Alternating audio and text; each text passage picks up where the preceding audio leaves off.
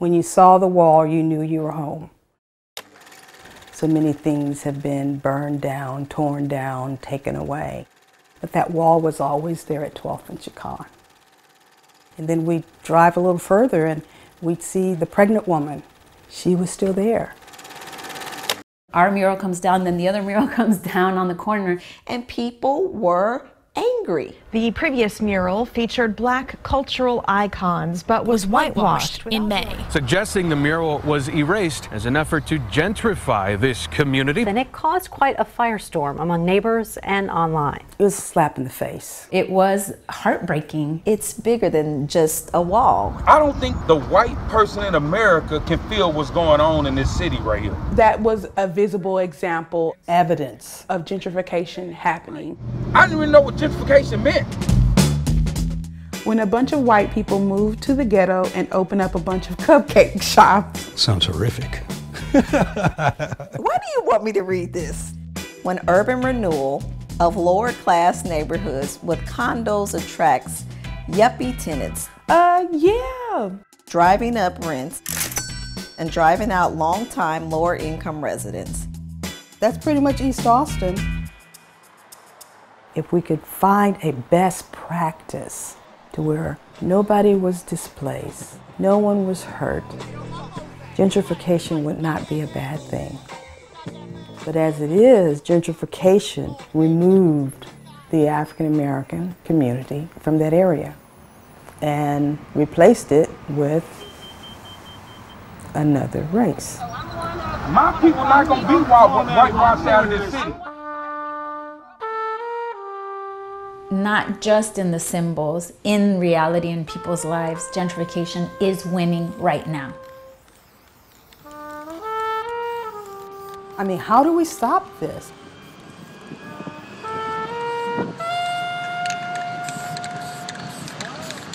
So is it not finished, or you just gonna keep, it's gonna be an ever-evolving issue? Yeah, it's just gonna keep on going, man. It's like, that's what I figured. I mean, I got other things going on, but anytime I get some spare time. The mural that I did on 12th and Chicon back in the end of 2013, you know, that was the first mural that I did when I moved here. And I did it for free when I was broke. The faces and the type of faces that you would normally see, they're not there anymore.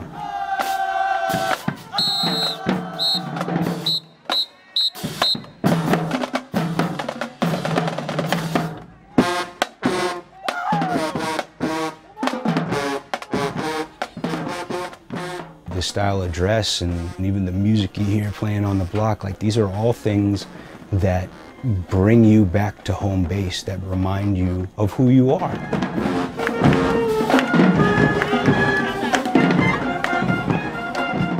It's been gentrified, but what about the culture that's been there? What about the culture that has thrived there for well over, over a century, you know? Had to live there.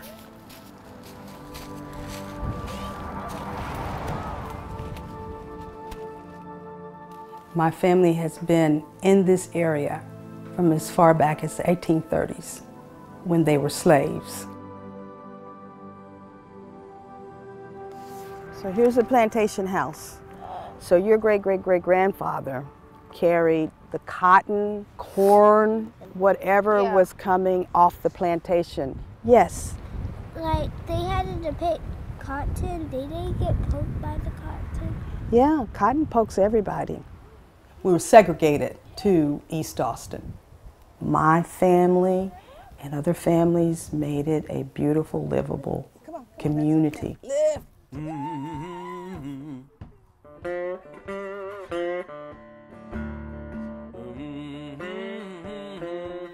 We took nothing and made it home. This community was built by African Americans. Faithful family people. Back in the day, I know is gone. And the big developers are coming in here and doing what they've done in every city that they've been in. For whatever reason, people have the right to sell, people have the right to buy. I happened to be selling my property. No, I can't. You know, change is not a bad thing. And down the hill here was where my grandmother's house was. But East Austin's a sacred place. And some of the developers, one in particular, is breaking in and causing destruction.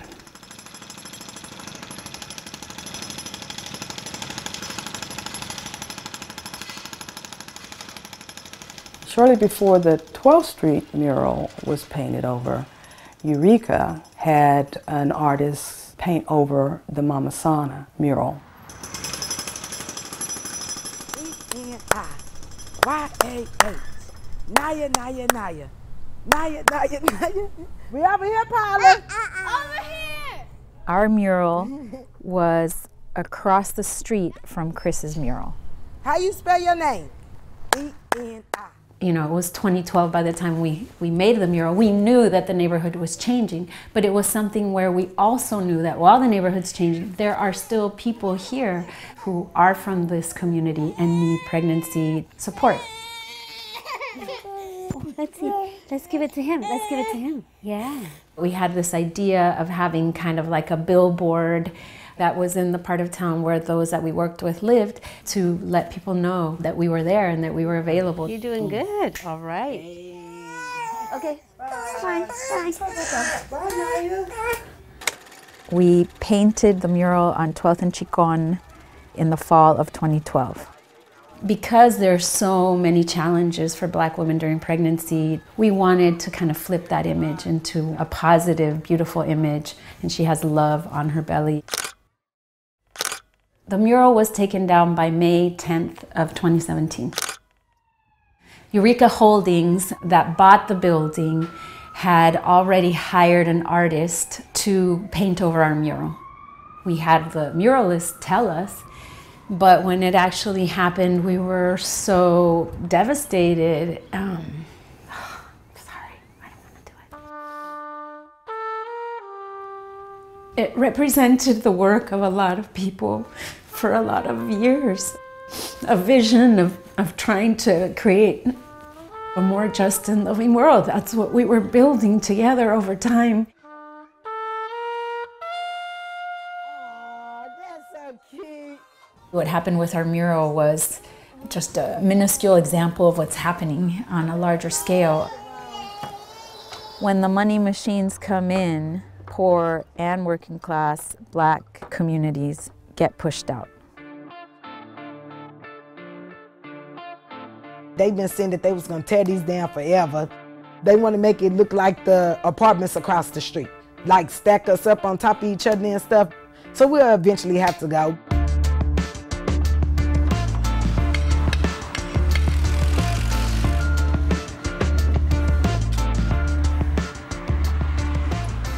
It's happening, yet people just notice when a new hip like coffee shop opens up or a new store, boutique, or restaurant. That's what people see. So for the city as a whole, gentrification is invisible.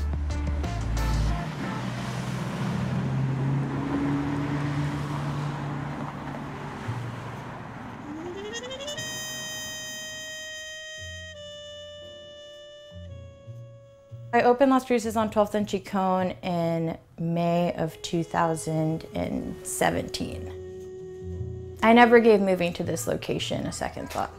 Aren't those so cute?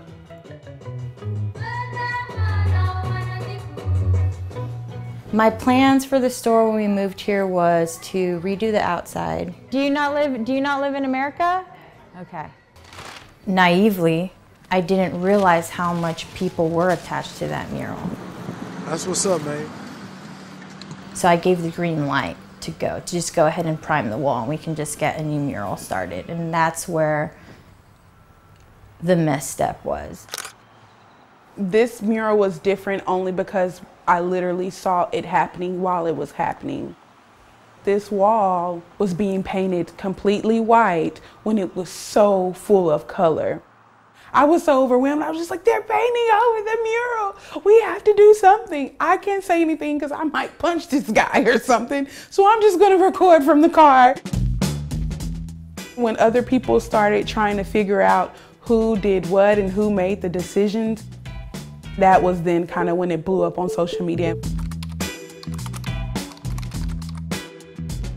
Then it then got pointed back to us to, hey, what was your role in this?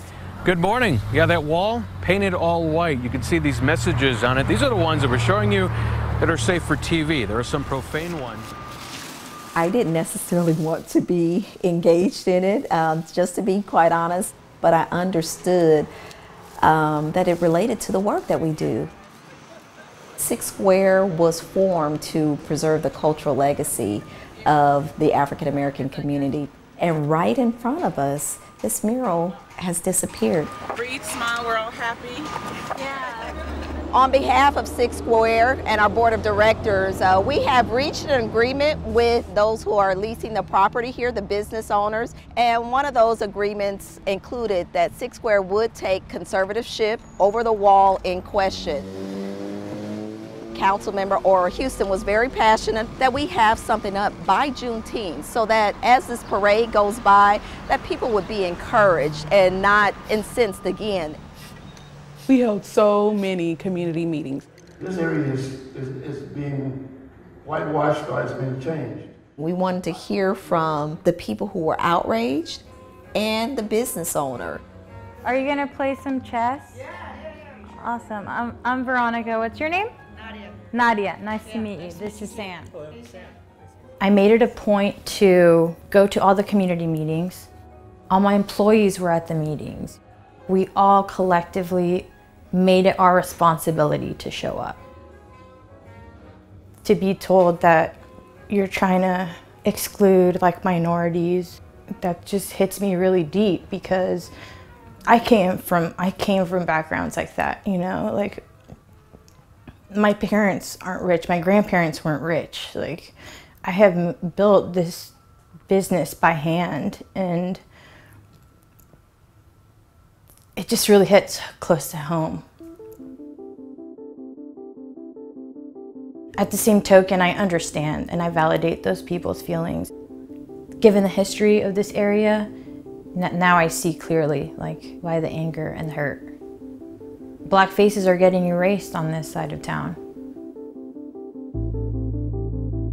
It was a tipping point, and the community said, not another mural erase another cultural asset, another representation of who we are. The community said they wanted Chris back on the wall. We gave the community what they wanted.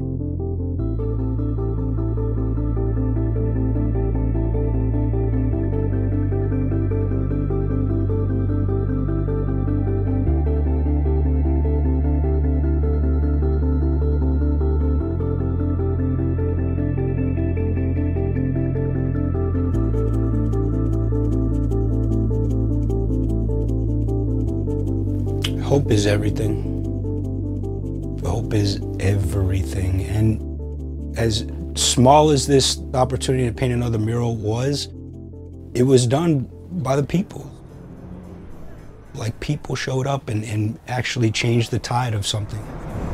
When do we expect it to be ready? Well, I'm projecting about a month. I mean, it's going to be pretty elaborate. It's just me working on it. The response to Eureka and the painting over of the Mama Sana wall should have been just as great, if not greater. I love that one more than this mural. I was just like, being a black woman, being a black mother, how did this even slip between our fingers? I'm gonna start to pass out another color, which is for you to place yourself in this timeline. We wanna make sure that we find our place in this story as well. We wish we had said more at the time. We wish we had tried to fight the developer. But now we have a much larger group of pregnant families that we're taking care of every single day. And the guy that was running the corner store wasn't there anymore. It was now, you know, this new owner who we couldn't contact by phone even though we tried. And so where would we go stand, or who would we call out and try to hold accountable? We don't actually know who or how to do that. Do you know Eureka is invisible to us? Do you know that, right? Who is Eureka?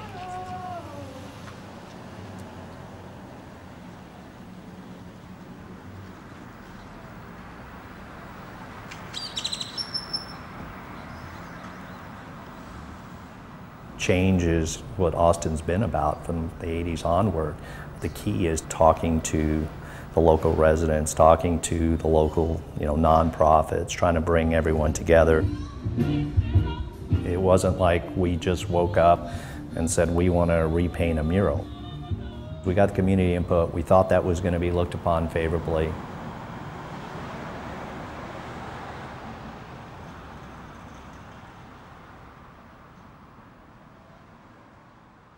Unfortunately, it didn't exactly turn out that way. So good intentions, bad outcome. That's the best way of describing it. A lot of people are fearful of maybe what we're going to do. We're interested in keeping Austin as close to what it was as before, and it's a lot of responsibilities what it is to do it right and to respect the legacy that's there. Eureka Holdings ended up taking their own mural down and instead changing the facade of the wall, adding windows, and just painting it a neutral color.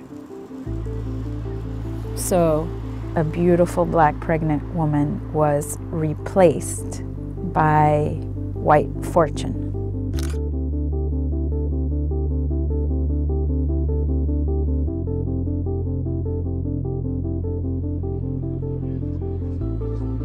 The enemy we can't see is bigger than the enemy that we can see.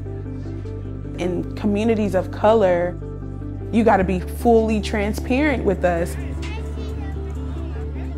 We know where Las Cruces is. We know who Veronica is. And the good thing is, Veronica responded. It's really beautiful. We are facing issues with gentrification and what that means, but the narrative doesn't have to be the same. While we have all the other bad stuff like developers, there's still this little corner that the community feels like represents them.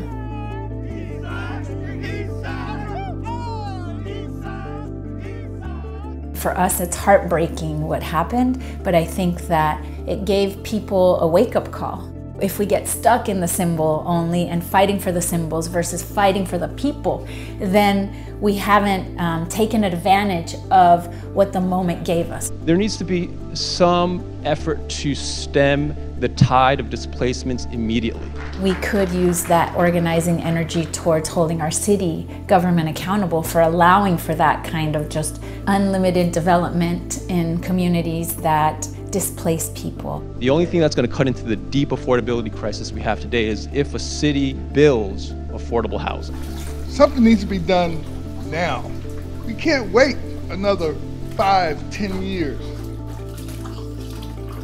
I know eventually we're gonna have to leave the East Side. I know that, but I'm gonna be standing here till the time they make me pack my stuff and get up out of here. Say, "I'm pretty, baby." Tear down, rebuild as much as you want. Our souls, our spirits will always be there.